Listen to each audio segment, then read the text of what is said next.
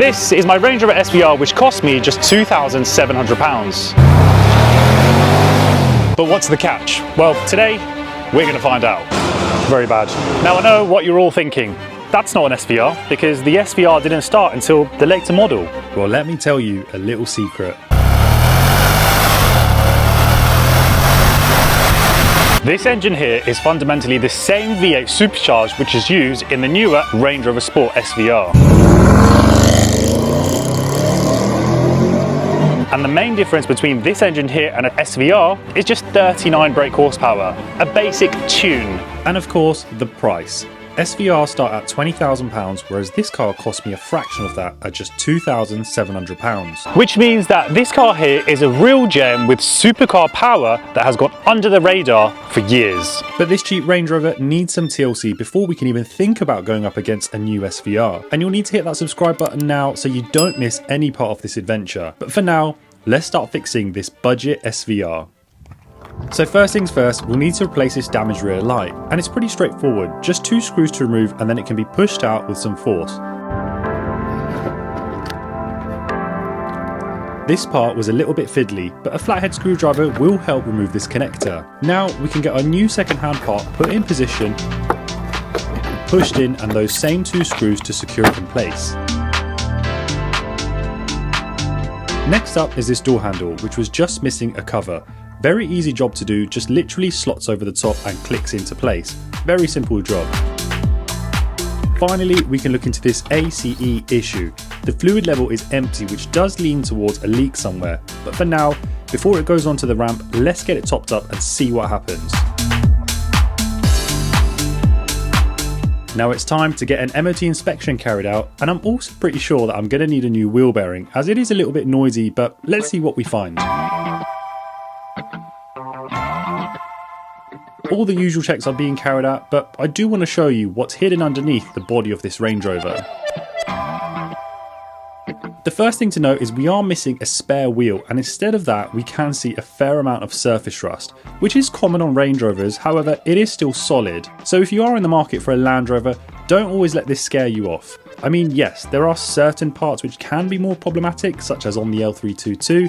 You want to watch out around the arch on the rear doors, as that can become pretty costly. But on this car, it isn't looking shocking to me. I mean, it is a 15-year-old car with over 100,000 miles, and it's been used. So these are things which you'd have to expect, and in today's case, I would expect this to be an advisory on the MOT.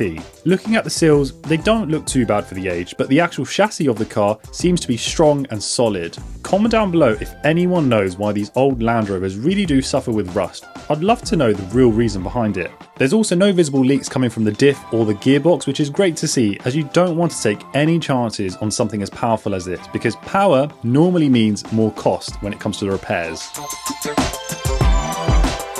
All of the front arms and surrounding components look really good, nothing out of the ordinary or anything to be concerned of on the near side. However, a quick look on the driver's side does say otherwise. That's when I saw something slightly worrying, but it turned out to be the fluid which I just popped in earlier for the suspension. This is because one of the pipes has corroded away, which is allowing a small amount of oil to drip down. And this does explain why the ACE light was on when I got the car, and why the reservoir was empty earlier. However, my mechanic has advised that a pipe can be fabricated and replaced as a whole unit. This is something which I would need to come back and leave the car with these guys to get addressed. All of the tyres have plenty of life in them, but unfortunately they aren't matching, which isn't great, but for the price I paid, I can't have it all. But what's the MOT verdict? Well, it is a failure today, but we can sort it. It's not a bad car, but that wheel bearing, it is a problem as expected, and that needs fixing. So we need to move the car onto a different ramp so we can get this fixed today and get the car legally back on the road. All of this needs to come off, the caliper and the brake disc, so we can access the part in question. Here, my mechanic is putting a strap onto the caliper so it can take the weight. These are very heavy calipers, so you wouldn't want to risk damaging the brake lines with it just hanging off that.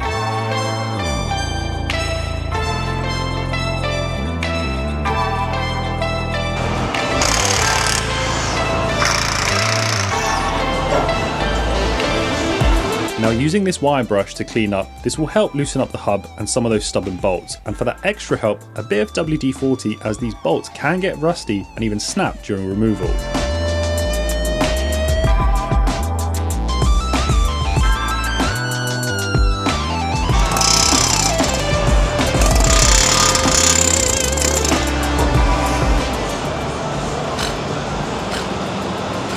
very bad.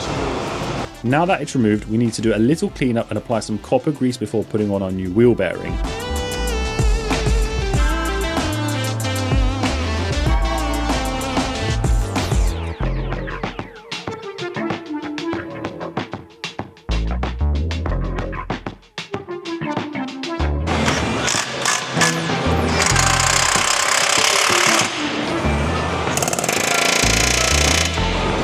One last bit of housekeeping before attaching the caliper and the wheel back on.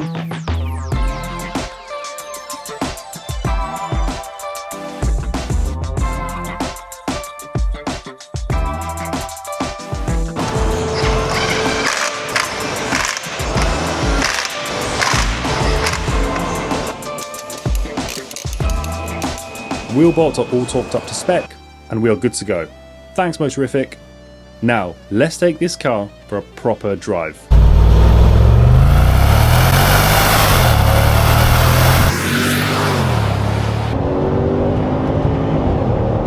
Oh my god, man. How is this even a thing?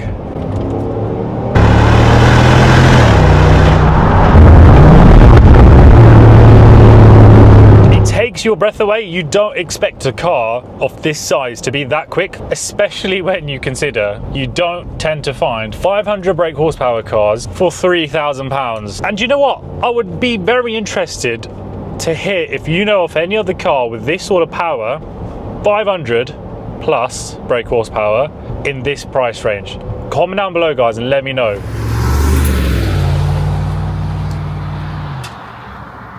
The only thing which is letting this car down is the exhaust noise is slightly muted to my taste. Now, obviously on the video, as I'm sure you've heard, it does sound pretty good, but in real life, it doesn't have that same rawness like an SVR. That is because this exhaust system wasn't designed for loud, obnoxious speed. It's more subdued, but that's not how I would like it. I want it to be loud and I want it to have the pops and crackles like you get on those early Range Rover Sport SVRs. Maybe we should just cut out those silencers, do a straight pipe and see what this animal will sound like. Because as fast as this car is, the one thing which I always say is when you do have a performance car, it's nice to have a bit of sound that goes with it because it adds to the drama, the theatre, which is why I've never been so keen with electric cars, because as fast as they are, they don't give you the same sense of speed because there's no noise. So next week we will get this exhaust modified, but let me know in the comments, what do you think I should do in regards to exhaust? Straight pipe, new system, or if there's anything else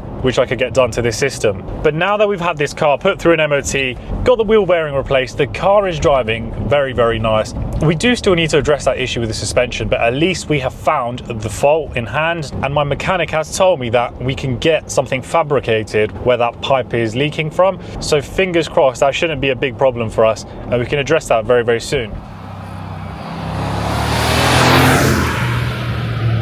Overall, the feeling of driving this 5-litre V8 Sport, it's very nice. It does drive very nice. The engine is silky smooth. When you're driving it, not heavy-footed, it's pretty quiet, easy to drive. The only thing that would really remind you that you are driving a 5-litre V8 is that fuel gauge, because it does go down rather quickly. Of course, this is not a car you buy if you are thinking of fuel economy. However, it is worth me noting, if you do get yourself into any 5-litre V8 Supercharged variant from Land Rover, just make sure you've got deep pockets or you have got a good overdraft in your current account, because this car drinks fuel as if you had been left in a desert for over a month and someone just gave you a cold bottle of water. However, all of that aside, smiles per miles, it is a fantastic engine and genuinely an absolute hidden gem to find this car. Because these cars weren't advertised as an SVR when they were released, they never really got the same traction as when they released the SVR. And that is because the majority of people who would spec themselves a 5-litre V8 Sport, they were quite affluent people and they most likely just wanted to have the top of the range model. And at the time, this would have been the most expensive variant you could have purchased. And then of course, when they released the L494 in 2014 with the Range Rover SVR, that was a big change for the direction of the Range Rover Sport. It opened up its doors to a bigger market, and to this day, the L494 SVR is an amazing car that is well respected across the board. However, when we look at value for money, if you want to go on Auto Trader now and buy yourself the cheapest Range Rover Sport SVR, you're looking at around £20,000. And for 20 grand, you're going to get yourself a bit of a dog. A high mileage, a high owner, not the type of example you'd want to spend £20,000 on. And now when we look at this specific car which I'm driving, the hammer price I paid was £2,700 plus a little bit of fees. Fundamentally, we've got the same engine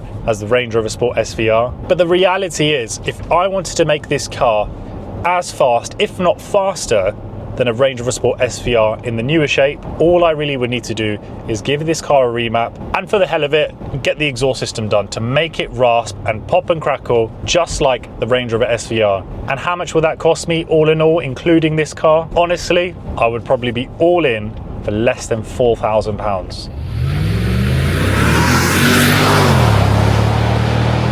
So this really is the bargain of the century. Very underrated car. Not everyone knows about it, but hopefully now you will. And if you want to get yourself into a car that drives just like an SVR, this is the car to go for. But guys, please let me know what you would like to see on the channel with this Range Rover Sport.